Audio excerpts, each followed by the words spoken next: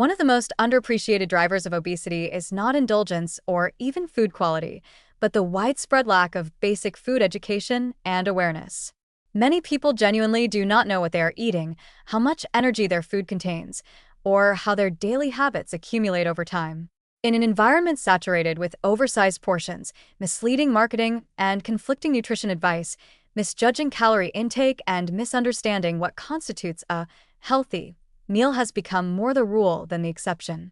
This disconnect between perception and reality plays a crucial, if quiet, role in the rise of obesity across diverse populations. At its core, obesity occurs when energy intake consistently exceeds energy expenditure, but this equation becomes far more complex in the absence of clear, practical knowledge.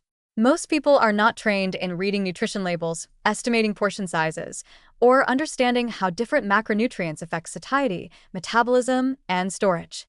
For example, a smoothie labeled as natural and packed with fruit may seem healthy, but it could easily contain more than 500 calories and a significant sugar load, something that would surprise many who assume that fruit equals low-calorie nourishment.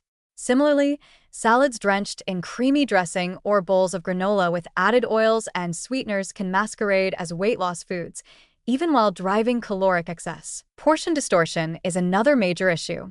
In restaurants and home kitchens alike, what used to be considered a large portion decades ago is now viewed as normal. A single serving of pasta, by dietary guidelines, is 1 cup, but it's not unusual to be served 3 times that amount without a second thought. Without any reference point for what a realistic portion looks like, many people inadvertently consume hundreds of extra calories at every meal, despite having no intention to overeat.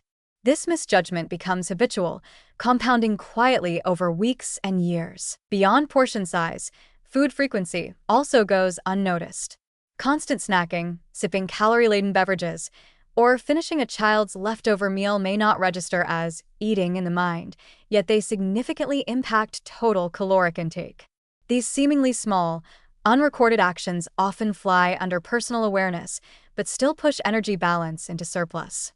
The disconnect is particularly strong when emotional or distracted eating is involved. Many individuals don't register that they've eaten at all when eating is done while scrolling, watching TV, or multitasking. A related problem is the lack of clear, consistent nutrition education.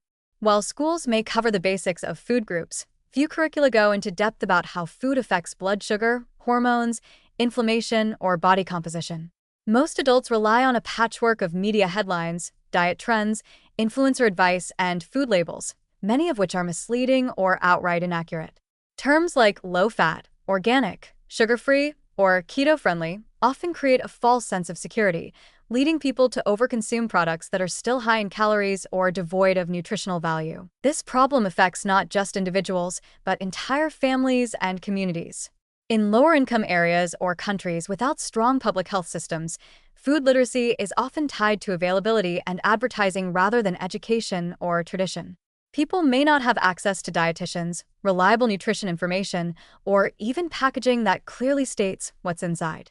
When ultra-processed foods are cheaper, more filling, and heavily promoted, people understandably reach for them, especially if they've never been taught how these foods behave in the body or how to build a balanced meal from affordable ingredients. Even among health-conscious individuals, there can be a significant gap between intention and execution. Someone trying to eat clean may unknowingly consume too many calorie-dense nuts, healthy oils, or natural sweeteners, believing they are harmless because they are whole or unprocessed.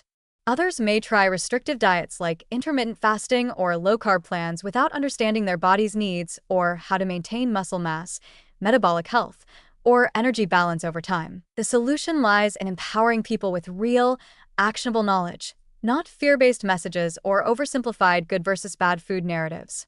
This includes teaching people how to read labels critically, estimate portion sizes with everyday objects, understand the energy density of foods, and distinguish between hunger, appetite, and habit.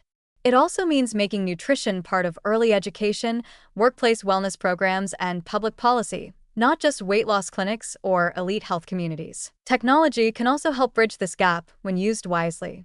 Food tracking apps, wearable devices, or AI-powered nutrition tools can raise awareness, reveal patterns, and foster accountability, not through obsession or shame, but by reconnecting people to what they're actually eating and how it aligns with their health goals.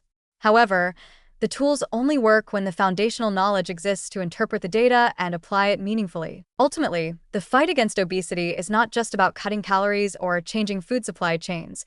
It's about changing how people understand and interact with food.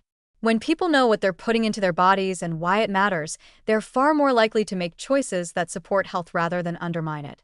Until that awareness is widespread and accessible, many individuals will remain trapped in cycles of unintentional overeating, driven not by lack of willpower, but by lack of clarity and confidence in navigating the modern food landscape.